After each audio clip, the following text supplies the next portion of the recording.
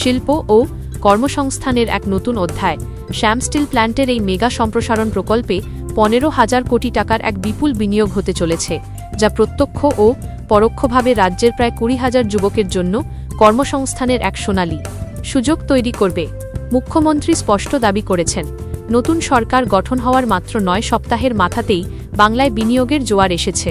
বামেদের 34 বছরের শাসনকাল এবং পরবর্তী তৃণমূল জমানায় শিল্পাক্ষেত্রে যে স্থবিরতা ও দুর্গতি তৈরি হয়েছিল তা উল্লেখ করে তিনি বলেন, এবার থেকে বাংলা দেখবে ডাবল ইঞ্জিন সরকারের আসল ম্যাজিক।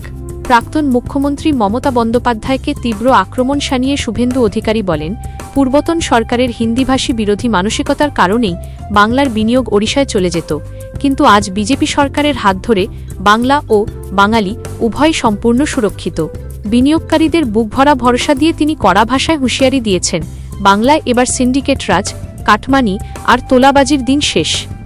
কারখানার গেটে যারা তালা ঝোলানোর বা অশান্তি পাকানোর চেষ্টা করবে তাদের শুধু জেলেই পোড়া হবে না, বরং ক্ষতির 3 গুণ জরিমানা উসুল করা হবে।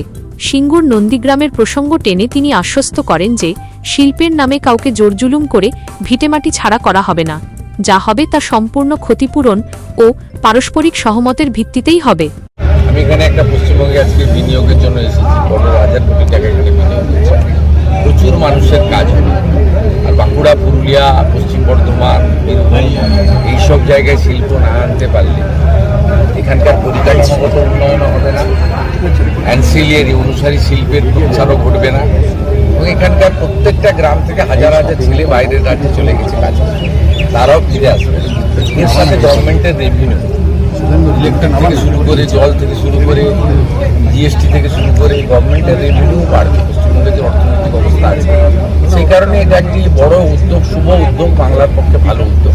তো আপনারা যে বিষয়ে আমাকে প্রশ্ন করেছেন সেই বিষয়ে আমি ইতিমধ্যে উত্তর দিয়েছি। অত্যন্ত বেদনাদায়ক ঘটনা।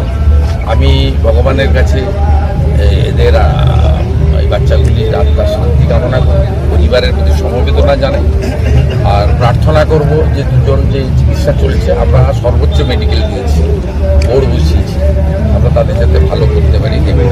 রেলের পক্ষ থেকে ক্ষতিপূরণ ঘোষণা হয়েছে, আমাদেরও ভাবনা চিন্তায় আছে যে এত ছোট ছোট বাচ্চা, ওই জন্য এই মুহূর্তে আমি ডিএমকে কিছু একটা নির্দেশ দিয়েছি, কিছুটা আমি বলছি না, এটা বলার মতো মানসিকতা বা পরিবেশ নেই। আমরা করবো পরিবারের, কিন্তু এই ক্ষতিপূরণ তো দিয়ে কাজ করা যায় না, একদম ছোট ছোট ফুলের মতো।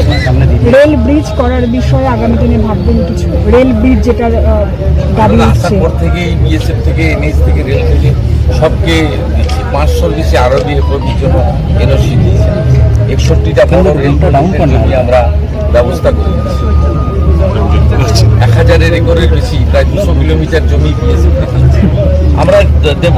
এই ঐতিহাসিক শিলান্যাস অনুষ্ঠানে উপস্থিত ছিলেন রাজ্যের শিল্পমন্ত্রী তাপস রায়, স্বাস্থ্যমন্ত্রী শারদত্ত মুখোপাধ্যায়, নগরোন্নয়ন মন্ত্রী অগ্নিমিত্রা পল, পূর্ত ও জনস্বাস্থ্য কারিগরি মন্ত্রী অজয় কুমার পোদ্দার, সাংসদ সৌমিত্র খাঁ এবং শ্যাম স্টিলের ডিরেক্টর ললিত বেরিওয়ালা।